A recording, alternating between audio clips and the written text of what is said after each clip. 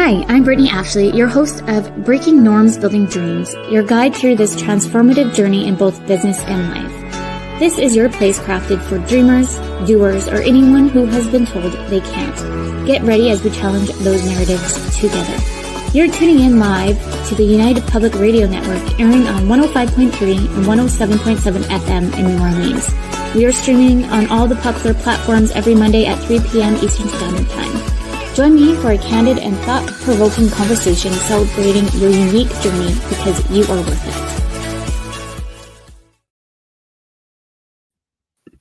Hello, everyone. We are pre-recording today, but let's dig in. Welcome to Breaking Norms, Building Dreams. I'm your host, Brittney Ashley. As mentioned, I'm pre-recording because we have Family Day on Monday here in Canada. And so Nadine and I would like to take some time off and be with our loved ones. We are on United Public Radio Network and UFO Paranormal Radio Network, 105.3 and 107.7 FM in New Orleans. Get ready to escape the routine and join us for the next hour as we break norms and build dreams. Thanks for coming back, Nadine. I'm so excited to have you again. Me too. Thank you for having me. And we have a wonderful topic today as well. I'm super excited about. You all maybe have read the title. We're chatting about navigating parenthood and career transition, which is a big one, that's for sure. I'll just do a quick little bio on you, Nadine, and then get you to kind of state more if people have not even heard the other episodes, so they can still get to know you. Sure. Nadine is an international and certified coach helping ambitious moms get their mojo back, go after more, and the thing they can't stop thinking about, personalized one-on-one coaching experiences. Going at a pace that works for them, baby steps or giant leaps, moms feel more energized, confident, and powerful when they go for what they truly want. When Nadine doesn't power up, moms run their world with ease and passion.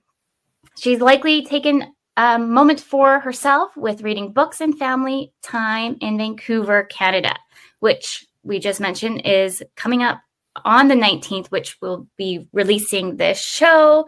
So if there is other comments that you, after listening to our pre-recorded show, please still leave them. We will circle back because Nadine's coming back in the next month. I can't even remember what month we're in. I'm not even joking. Just looking at my calendar here, I'm like, wait a minute, what month? Nadine's coming back in March. Yeah, we're coming back in March. I'm super excited about this too. And thank you for having me back in the first place. I thoroughly enjoyed our first session. And it seems to have resonated with the listeners too, looking at the listening in numbers just on StreamYard. It was kind of a super positive surprise. So hopefully this will be an equally valuable session. And with lots of takeaways and getting parents to take some action.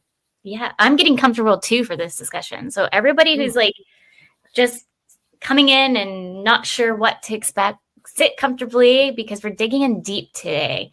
As we mentioned, Nadine has been on the show prior, but maybe Nadine, just kind of do a little retake of what I just said there, just so people can understand who you are. I already know who you are because we've collaborated on so many different projects together. Right. That's why I'm super always pumped to have you in every month. Yeah, well, thank you. Oh my gosh. Thankfully it's radio, not always just see me blush. So yeah, I mean, you've said it all basically. I'm a mom. I'm a certified international coach. I coach many mothers, even though I did have actually some fathers recently too, which was super interesting. Coaching them on usually the things that they can't stop thinking about. Oh, I just mentioned, actually in North America, I've got some clients in Europe, even someone in Australia, which I'm super stoked about. And so, I'm coaching them on usually it's the thing they can't stop thinking about. So just recently I talked with someone, it's like, I've had this idea about running my own business for a long time, but they were in a corporate position. And then things started shifting and they're like, you know what, actually, what if I do that thing? And they've been running their business successfully for quite a while. And so this is usually where the sweet spot, the time when I come in. It's like some external or some sort of like crossroads in your life where it's like, oh, what if there is more? There has to be more than this gray grind. There has to be a bit more passion and life here. And so whether that's, staying with corporate career, getting back into that, climbing up the career ladder, doing your own thing, not going back to the workplace after, maybe maternity leave or any sort of other things. This is where I usually come in, and I get, as you can hear right now, super excited. Yeah. About that. And it's very fulfilling work for myself as well. I love that. And I definitely agree with you about coaching. I love coaching so much. I love to be able to, because I do wear many hats when I do coach. So I talk with the particular person I'm coaching with. I'm like, oh, we're in the coaching realm, or do you need this strategic hat here? And then I go organically through each kind of session. But I love to put more of the coaching hat, because sometimes we get so caught up in the craziness in the world. Sometimes we forget to think for ourselves, or we're get kind of influenced by other opinions and all that. We sometimes kind of get jungled up and not really understanding or being in alignment to our true values. That's so powerful about coaching, right? It's like, and especially I want to say as parents, when everything is just loud, like literally you have your kids screaming around and running around, you have your business, maybe your boss is around, then you have your own thoughts that are like, I should have done all of this, never ending to-do list. So it's all just very loud constantly. And with coaching, it's taking a step back and it's like, actually, hang on, what do I truly want? Right? What actually really resonates with me? And it's like tuning out all the noise, and even our own like self-sabotaging thoughts sometimes, like, I could never do this, or I should have known better, and all of this. Like, let's get rid of all that stuff. That's and really look at what deeply resonates. I love that you're saying that you're coaching with dads now too, because that's the way I think we need to kind of open up a little bit more. Yes, it's usually moms that take the kiddos, but we're seeing more of the norm of also dads coming in to it. There's split. I know we have somebody on the team that did 6 months with the little one right after he was born. And then at the 6-month part, the dad came in. And I personally want to see more, unless I'm kind of going to challenge some listeners here, if you're a dad, building that community, because I think there's a lot more mom community, women communities out there that I think sometimes dads get kind of not left behind, but they're a little bit more quiet, reserved sometimes. So it would be nice to see that come forward a little bit more for them as well, to have that space to talk. For sure. And specifically also in relationship to our topic today about, career changes. And we're going to talk about it later on, building your support network around it. And obviously one of those things, if you are in a male-female relationship, is that it also needs to be made easier for fathers to come in and take over that role and have the support. And it's not just mom and baby group, it's parent and baby groups, right? It's having, at a very basic level, changing facilities at male bathrooms. It's like more paid paternity leave, lots of different things that will essentially also make it easier for, say, the mothers to step up and go after what they really want in their careers. But I know it's kind of sidestepping. We haven't really planned about talking about that. And I don't necessarily advertise that I'm like focusing on fathers, coaching fathers as well. But something about the messaging seems to be resonating. And then it's like, yeah. Sure. That's amazing. Because I do think it's needed for sure for them. I do know, I was completely one-on-one with my daughter. So it was maternity leave. It was just me and her. But then when we had my second, it was just a different dynamic. We were just trying to figure out, because I started my business. So it's like, well, what does that look like? And luckily here in Canada, we do have maternity leave, and we were able to tap into it. and my husband has a good job, so we were able to make it work. So it would be nice to kind of see, like, maybe like in different health centers too, to have that kind of like mini community versus just women, because I do see that piece is more tailored to women, which is great. We do need it too. I'm not saying that, but it's just would be nice to have to see the both, especially that you mentioned like the change room stalls. It's so true. I know I was out. I think I was dealing with one of the kiddos, and my husband's like, I'll just go take them in. He's like, never mind, you have to go deal with it because there's no change rooms. It's like, oh. It's like very simple things, right? Yeah. It's like accessibility. Mm-hmm. I'm excited to dig in today.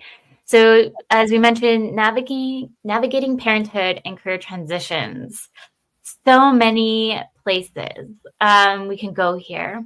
One of the questions is how do you define bold moves in the context of navigating parenthood and professional aspirations? So bold moves is usually something that goes against the expectations, and it means something different for someone else, because it's a scale, right? For someone a bold move might be if they've been a very successful corporate person, not to actually go back, but really relishing and enjoying being a stay-at-home parent. And it's like, okay, that's what you want to do. That's like a bold move.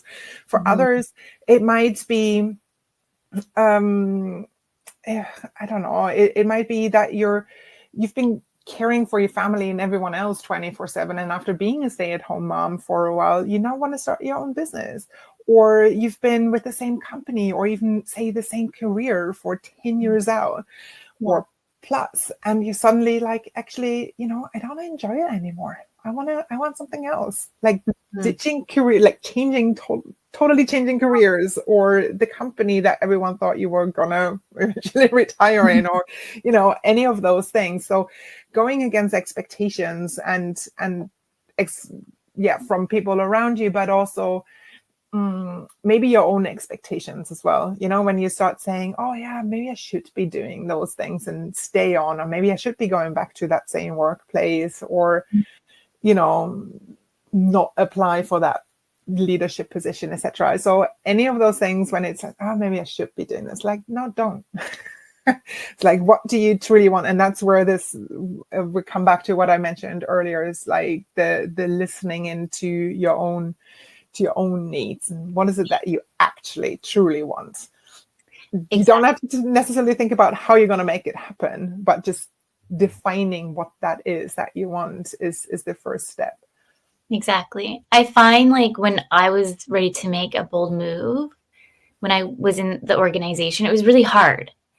It was kind of like, I know that I wasn't happy, all the things, and luckily I end up having my daughter to make me figure out what bold moves I needed to make. So there's certain things that I was able to kind of navigate myself as I kind of gone through the motion. But I maybe you have some tips on just having, if a parent, mom, dad is thinking of making that bold move, of what that could even look like. For me personally, I think of just taking that time to reflect is important, because maybe you're not happy. Maybe it's toxic, or maybe it's a great work environment and you're just not challenged enough and you don't even know what to go to the next steps are. So it's kind of like I don't want to say, maybe it is a pros and cons list. What do you think? It can be as simple as that, yes. But usually it needs to go a bit deeper. So for sure, on the pros and cons list, you'd have things like, am I going to be paid enough to pay my bills? Is this actually something where I'm safe? Is the environment something where I can flourish and where I can actually thrive, or is this a toxic thing? So it's very like surface level things. But the clarity and about that and the deeper things actually is super, super important, and something that I always tap in as one of the very first things when I start working with new clients is the self-awareness and what's going on. So why do you want to make that move? What's really behind it? If it's purely on, say, the money side of things, that's cool too. If you're okay with it and it's a mindful thing and you're knowing everything else works out too, fair enough. Because you need to pay you need to pay bills too. But if you are already at crossroads and you do have a choice of where you can go, or you have a moment to really figure out not to do more of the same, only to end up in a different shade of gray job, it's like really dig a bit deeper. And so knowing your why, what are your strengths, what are your passions, and what's mainly coming, it's mainly coming down to, something that sometimes sounds very woo, I found, especially specifically with people who haven't had coaching before or not really in that realm, is to know what you value. What are your personal values? What do you value in life? What's important to you in life? So that could be something like, hey, I want autonomy and freedom. What does that look like? You really value being able to move forward in your career and learn something around it. Or you maybe value family life. So if you value family life in your personal life, you're likely going to be very unhappy in a company that pays you lots of money, but you're away for 5 days out of the week. So knowing your values and aligning your decisions with them usually means that you'll be happier in the long term as well. It helps you make tougher decisions because it's like you're aligned.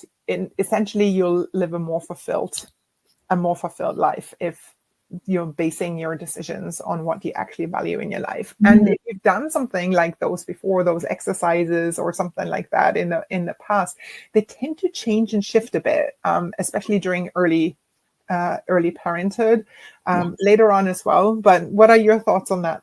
Yeah, I was just thinking about the conversation Kiki was in last week, and just more or less chatting about it takes time also to find yourself and building that confidence.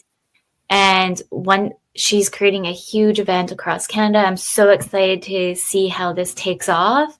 And it's just really finding your inner confidence and being you, that pretty much I would like to say that unapologetically you, authentically you stepping in, because then you have that realm of confidence. And so imposter syndrome doesn't even exist anymore. By the way, it will always exist, but you're just learning how to quiet those thoughts. Yeah.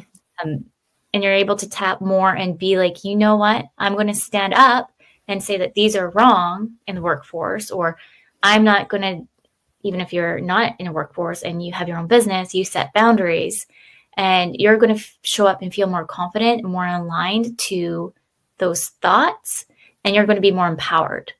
Absolutely. Yes. And with knowing what you value, what's important to you in life, especially at this time of this stage of your life, it gives you a sense of stability. It's like, that's why I wasn't happy in this job. This is why I feel drawn to those types of things. It's that clarity and that awareness goes quite a long way. And it's also amazingly great for stress management as well, because you just know, it's like, this is why I make decisions. This is all in alignment. And the more you live in that, and you show up more authentically you, and you stay taking steps towards that ambitious goal that you have, the more confident you will gain in that. It takes a bit of initial courage to kind of step out on that, but the courage will come as you do as well. But it's one of apart from the clarity piece, the confidence boosts are some of the first topics we'll talk about. I'm usually talking about with parents as well. Clarity, what do you value? Why do you want to do it? Setting up a plan, and then confidence boosts, and always showing up, okay, this is the progress you're making. And Yeah. Yeah. Initial leaning out and then just going for it. Yes. What do you think some common challenges ambitious moms face when trying to balance their professional goals and their roles as a parent? Whew, well, it can be tough, can't it? Yeah. But, you know, if the current situation isn't working for you, at some Mhm. stage, that bubble is just going to burst anyway. It's Mhm. just going to. If it's not working, you might as well take a step right now rather than for it to kind of just burst at times Mhm. when it's not working. So it's the, taking charge now of the situation and what's going on, and being very mindful about where you are at your stage. Mhm. Again, being mindful about the impact that, say, a career change might have. What Mhm. is your why? Why are you doing it? It's like that deeply connecting, because it will keep you on track. Yeah. And essentially it will have an impact on the family dynamic. It will just No. like either you'll have more time or time at different places, you'll shift some things around your routine, it will just have an impact. And the more you're aware of, again, the clarity Mhm. piece, the more you're aware of what impact that might have, a new job or even looking for one or starting your own business, the more you can then take steps towards it. So if you're, say, the default parent Mhm. and you've always had lots of flexibility around when you're picking up the kids, where you're going, last minute, everything that just comes up, and you're always being able to reflect on it, it might not necessarily be the case for the first year or two that much anymore when you're having your own business. It Mhm. may or may not impact that way. But it's important to be aware of what the impact might be. And the way to overcome this, in my experience, is the anticipating it, making a plan for it, and communicating it, ideally with everyone else in the household. So even toddlers, you can say, I'm not able to bring you to daycare anymore in the morning, or to, this time it's going to be, your partner who is going to do it, or you'll stay there longer or shorter. You can bring everyone in and say, hey, what do you think is a good way to do this? Is everyone taking turns making dinner now, because you have teens in the household and they also need to learn how to cook? So every teen is, Like for taking that, over. Yeah, you know, gonna make me um, some food. exactly. So, it's like, or household chores, or, maybe you're now setting up a, what do you call that? Like a group of people who drive kids from one place to another. It's like all parents come together basically and they take turns. Yeah, Yeah. carpool, that thing. Everyone takes turns now to drive the neighborhood kids to the next match or whatever. Mhm. Yeah. So brainstorm together. I think anticipating is good. Clarity, anticipating, planning for it, get everyone on board, Yes. and see it through together. You might never know what's coming up and how it might free up some time, energy, Yeah. resources. What do you And think? 100% agree on all of that. And also, like, communication is so big. Mm-hmm. And also, like I've mentioned before, of like giving yourself grace, because you're not going to figure it out right away. And I Absolutely. find that there's a lot of pressure in society of like, go to high school, go to college, go get that career, and you're good for the rest of your life, and then retire. Like that does not exist like it used to.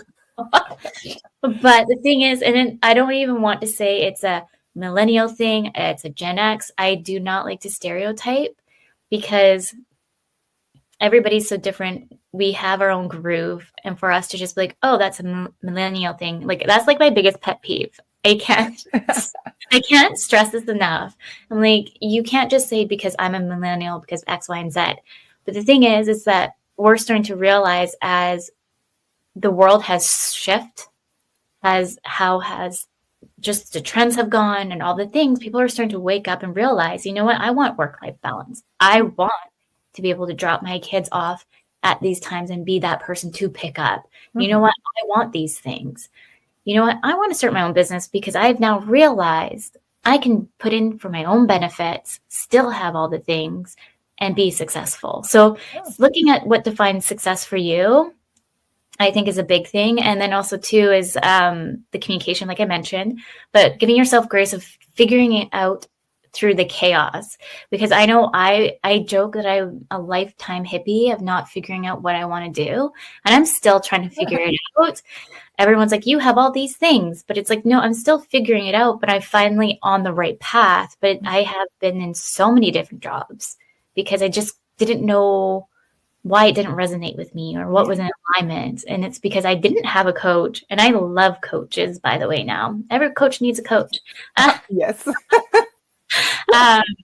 You kind of have like that kind of conversation and to open the mind a bit more and dig deeper. And it's also self-discovery of finding how to navigate your own emotions as well and how to articulate them. Absolutely. It's what kind of came to mind when you were saying all of this is being comfortable with kind of being uncomfortable and figuring it out, especially if you've always been someone who's kind of figured it out by yourself and then, 100%. now what, right? You're going through it and you're like, oh, so there's more learning here. There's more that I didn't know. I didn't even know that I didn't know these types of things. And being okay with getting it wrong and learning from it and then starting again, adjusting and taking it up. And yes, it totally does get easier when you're having a coach there who's supporting you through the challenges or when life happens and the deadlines you set for yourself aren't maybe necessarily, driving you nuts, but you're your own worst enemy sometimes in this. There's like lots of different things. So self-compassion, giving yourself grace, and you're learning it. It's a constant journey of discovery and learning for sure. That was just something I wanted to say. Oh yeah, around something came up when I first came to Canada. I was looking, like I had a leadership job in a corporate career. So I led my own teams, a hiring manager, led an internal women's business network. And I was like, oh yeah, I'll just do more of the same, but I'll find a company that really like resonates with me. And I'll just do that over here in Canada. And it just nothing really kind of fit for months. And eventually I got a coach and I was like, you know what? But also there's this thing I couldn't stop thinking about, which was starting my own career. I just didn't know in what, like, how do I, like, what would I run my business on? And like, what was that? And I've done a bit of like self-discovery. These are all the things that I want. These are the things that I don't want. And eventually the idea came to me it's not actually the job that I have right now, but it's very related. And it came to me in the shower and I knew right away, it's like that idea is exactly what I was looking for. I was terrified. I actually said out loud to myself in the shower, I know we can't swear here. I was like, there was no way I could not go after what my idea was, because it literally ticked all the boxes, but I had transferable skills, but no way to run my own business. I was like, how do I do this? But I was super excited about it. By the way, it was a company, it was a coaching community. So I supported other coaches. It was a huge network. Well, huge. But we had our own podcasts and stuff like that, lots of events. And I loved it until I was like, now I want to do the coaching. I want to support clients directly. Anyways, I was freaking out, but I knew if I didn't go for it, I would always regret it. I would always be like, what if? Why didn't I do it? So this is where, like, I've been there, done this, and I want to make sure everyone else is going to follow their dreams and their passions. That's what I'm here for. Love that. It's so true. And that's the whole premise. Like, even like, as some of you can see, like, I stumble on words because I'm super, like, I hate reading in public. Like, I know it's just you and I, my brain, like, I just going back in like high school flashes of like reading and learning how to read still because I was struggling with dyslexia. And so I get really caught up in words, and then my brain goes like spirals out of control, but it's me pushing myself because I know I can do it. It's just like building that confidence as well. And I know like once I built that confidence after doing a few shows, it's going to be like nothing for me. But right now I'm still like, oh my goodness, like shaking the paper. I know it's just us, but there's other people listening. Yeah, I know. Well, I know it's just us, not. But I also love that you're very unapologetic around it. It's like, this is what I do. This is who I am. This is how I'm still rocking life and parenthood and my career, and you just go for it. I love that. Yeah. Well, thank you. And I'm so excited to dig in deeper because we're almost at the 30-minute marks here. So for those just tuning in, you're listening to Breaking Norms, Building Dreams. We are live on the United Public Radio Network and UFO Paranormal Radio Network 105.3 and 107.7 in New Orleans. Let's get into some practical tips and strategies, if that's okay with you. Yeah. Kind of dig a little bit deeper on that. I know we did a high level, but maybe we can. So one of the questions we have is, can you share some practical tips for ambitious parents considering making career transitions to managing their family responsibilities? I know we talked about communication, but is there any other ones? I know you and I have talked about technology before. So we can, is there anything else that kind of comes to mind there? Yeah. So for one, I like you and me both know from own experience. If you're going to have a full-time career or career change and you're parenting as well, there's only so much time, energy, and resources that we both have. So it's kind of be quite tight, and we want to be mindful about how we're spending that time, right? And very honestly about the energy too. You only have so much energy left in the day with all of it. And so one of the ideas is to absolutely build out your support network. That includes, I know we're going into this deeper too, but obviously maybe a mentor, coach, people around you that are very supportive.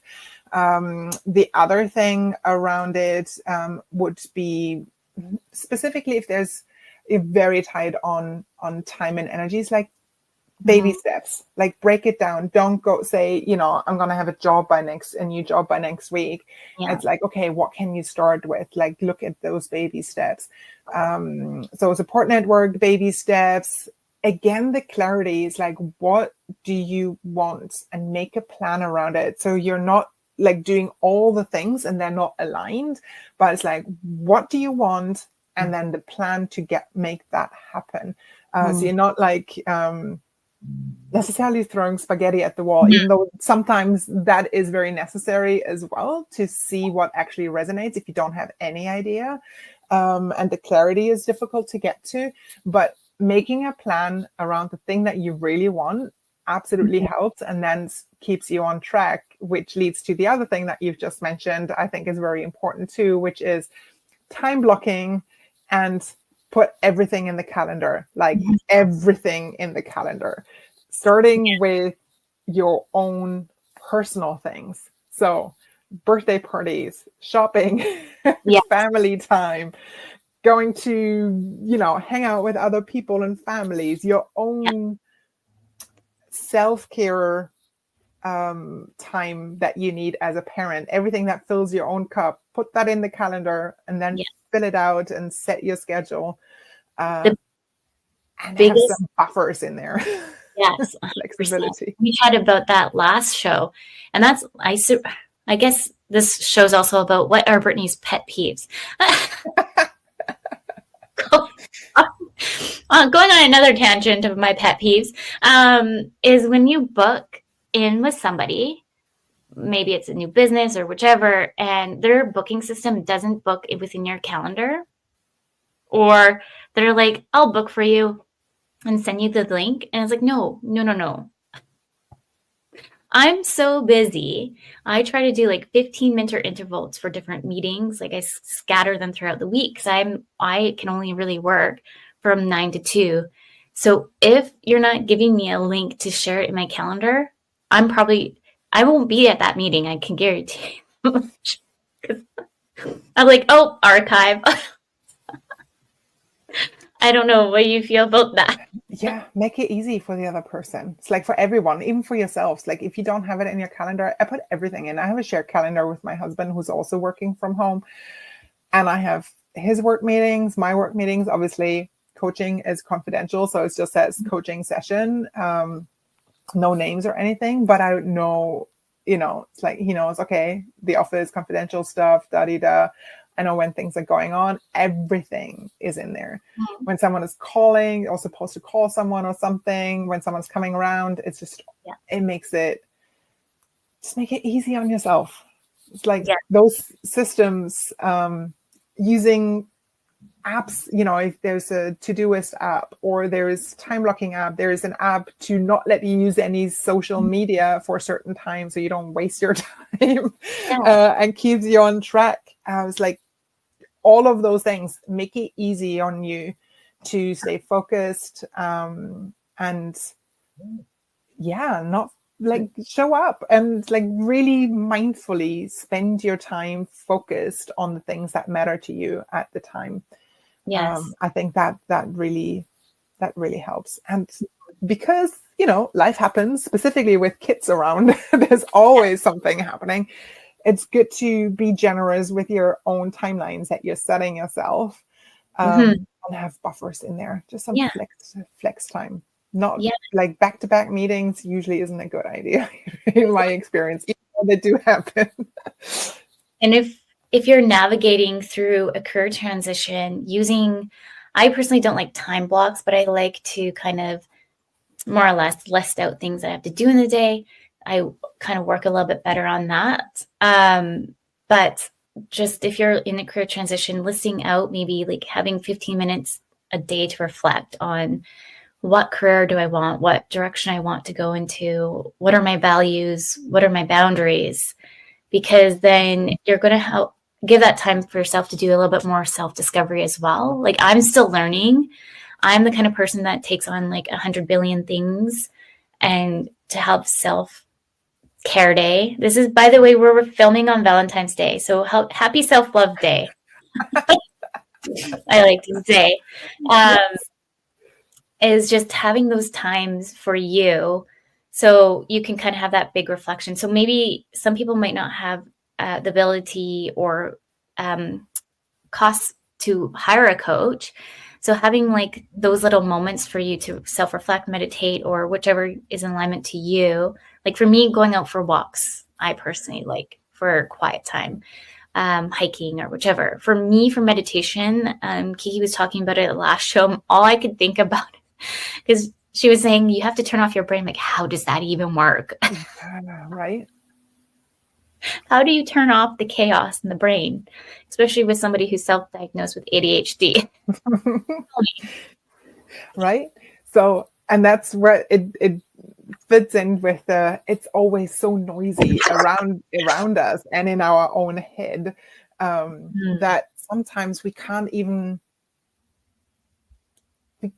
hear what our heart or our gut is telling us, what our gut feeling is saying, because it's just constantly on how you learn. And it's the reflection part I really like as well. For sometimes it doesn't necessarily even have to be 15 minutes. It's like starting just grab any sort of paper or an app or where you put in notes and like a gratefulness journal, like 2 minutes in the evening, or what you enjoyed about today. When you're starting your day over a cup of coffee, jot down the 3 things, and this is a real challenge, 3 things that you're going to accomplish that day with your work, with your, say, job change. What are 3 things you want to concentrate on, and not writing a resume from scratch, changing all my LinkedIn profile and applying for 10 jobs. That's just not going to happen. Yeah. You need to break it down, right? Mm-hmm. It's like, I would love to see the person who can do a resume in one day. It's just not going to happen. But it's like, break it down. What are 3 actionable things that you can actually achieve on the day? Set yourself up for success. Be focused on those things. I feel like lately I'm like the resume queen. All my friends come to me. If this was live, they'd be commenting, being like, yeah, she does. I do everybody's resume. Lucky for your friends. I'm having those I'm having those things as a service on my website. It's like resume audits for LinkedIn profiles, and interview prep. Yeah, I guess somehow I naturally incurred this piece. The funny thing is that I love doing it for everybody. I'm like, yeah, you should go do X, Y, and Z. You'll be so good at this. And then we sit down and do all the things. And then they all end up getting like jobs into the government or whichever. Mm-hmm. When I was trying to apply to the government, I got like crickets. I'm like, what is wrong? It's always so much better and easier when you're doing it for others than for Right? yourself, right? It's the thing about getting your own coaching questions thrown back at you. It's like, oh, I know. I know. I'm like, no, don't you coach me right now. Yep. So funny. Oh. What are some? By the way, for anyone who's listening in and who is a coach, or who, this is a real thing. It's a thing about, coaches having coaches, because everyone needs one in our opinion. But then also, not liking the coaching questions. Yes. It's a thing. And it's important to really find the one that resonates with you. I had that discussion with Nicole, one of our lives here. I think it was the second episode, and just kind of like navigating the red flags of coaching. And I dug a little bit deeper. What is coaching? What's consulting? And all that. And I really stated, like, you and I both see Lindsay, who is also coming in the show, but not until April. I'm so excited. It's going to be a fiery one, I feel. Ooh, that's wonderful. I can't wait. But they are I just love working with them so much. I just love their passion, their love of just helping other people. And not only that, like understanding somebody with ADHD too, neurodiversity and all the things. Like, it's just, I've been through like the ringer, and they are more considered of like sales consultant, like, but I call them a coach. I'm like, I don't care. I'm calling you a coach because you can call out my stuff when I need to be called out on, and bring questions back when it needs to be brought back to me, and all the things. And like, I already said to them, I'm like, I hope you like me because you're stuck with me for life now. But it's really big for anybody out there thinking of any kind of career transitions or anything like that, thinking about finding a coach that kind of really focuses into these areas. And if you just don't give them, I don't know, maybe you have an idea on this, Nadine, of like, how many chances should you give a coach that you're just kind of like testing the waters with? Because everybody has different packages. It's difficult for me. The messaging has to resonate, and there has to be a personal connection. It's not necessarily like to be best friends. That's not what this is about. But it's more about, we're coming back to the values. It's like, what do I value? What do I want out of this? And is this person a good fit? Sometimes I've had coaches I sought out because they kind of scared me. But I knew that I needed that for the particular topics that I was going for. Sometimes I need a more compassionate coach because of some personal things that I was going through. Sometimes it's someone who's a bit more, can give me a kick in the butt and just say, hey, come on, let's do this. Yes. So it needs to resonate for it's like, I think one try is enough, to be honest. It's like, where else? It's something so personal. There needs to be a good a good fit. And if you don't have a good gut feeling for whatever reason, like I wouldn't necessarily stick around. So just listen maybe to some of their podcasts. If you've seen them on video, look at some of the packages they're offering, their messaging. Maybe most coaches actually offer a quick free call to see if there's an alignment. And if you have a bit of a feeling, don't go for it. It's usually not paying off, neither for the coach nor for the for the coachee. So if you can't feel like, oh yeah, that's someone I can truly open up to and be honest with, and you're always holding part of yourself back, no, just try the next coach. That would be my experience. What about you? Yeah, well, because I've been through a lot of coaches, and I did pay a lot of money, and that's something that Nicole and I chatted about, and while we joke that we're the most expensive friends, but we found each other on the journey. Sometimes you have to look at the positive and the negative. But really, I think too, like I do 100% agree with what you're saying there too. Like with Lindsay, I was constantly like watching. Like I feel like just like a creep saying this, but I was always watching what they're posting. I was in their group. I wasn't sure.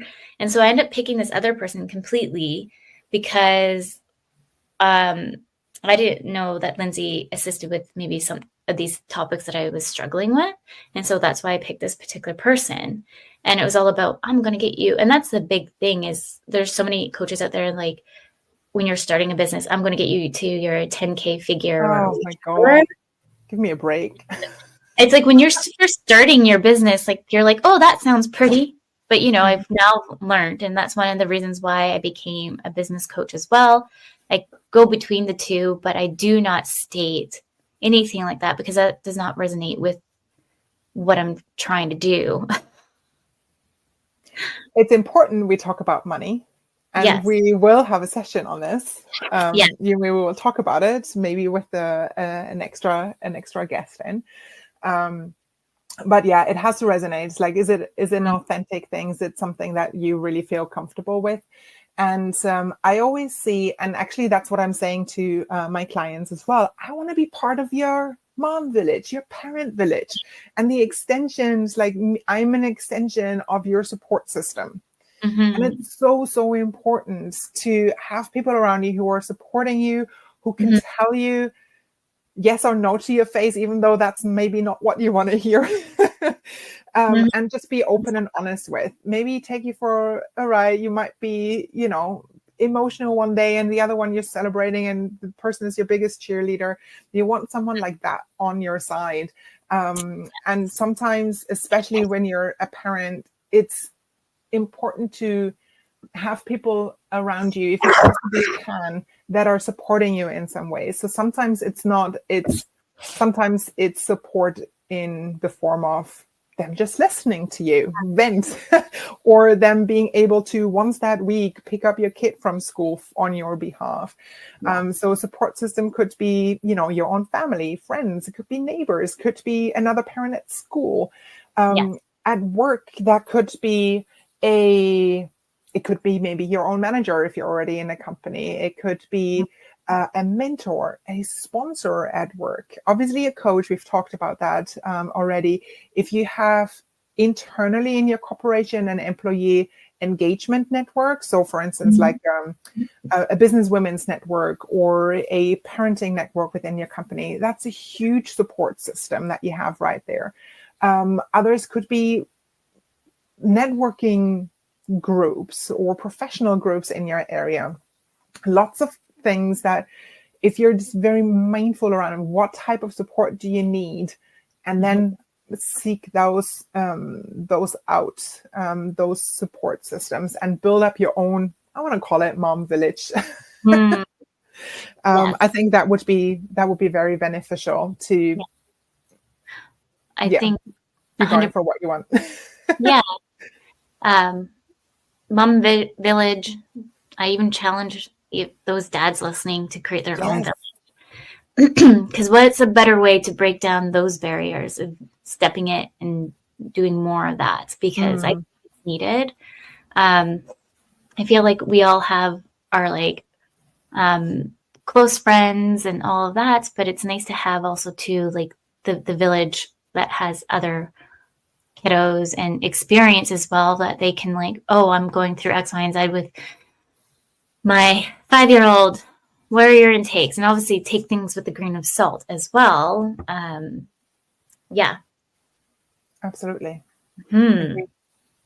Let's dig into a little bit of maintaining an individuality and professional image.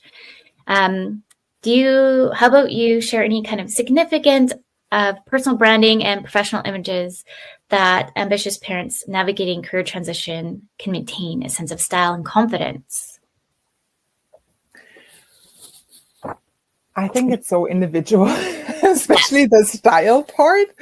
And I'm just thinking what I was wearing when I had a 1-year-old. It wasn't necessarily considered stylish.